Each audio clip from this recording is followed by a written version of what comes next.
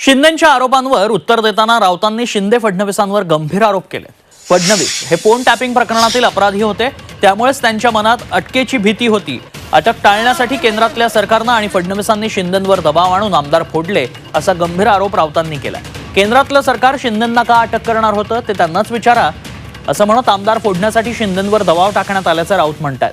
मात्र आमचं सरकार आल्यावर कारवाई करू असा इशारा राऊतांनी दिलाय। त्यांनी विरोधकांचे फोन अत्यंत बेकायदेशीरपणे चोरून ऐकण्याचा प्रयत्न केला आणि त्यांच्यावर पाळत ठेवली।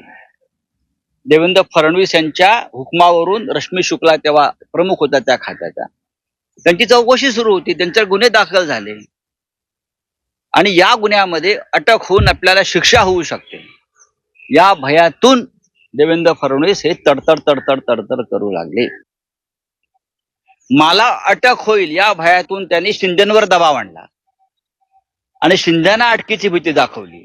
हो की नाही विचारा। एकनाथ शिंदेने सांगावं त्यांना मोदी सरकार का अटक करणार होतं, कारण सांगू शकतात? मी सांगतो नाही तर। एकनाथ शिंदेवर दबाव होता अटकेचा आणि म्हणून ते 40 आमदार आणा ना, ते तुम्हाला अटक करू। केंद्रातलं सरकार 100% बदलत आहे। मिस्टर फडणवीस, मिस्टर शिंदे आणि त्यांची टोळी, मी जबाबदारीनं बोलतोय, केंद्रातलं सरकार 100% बदलत आहे।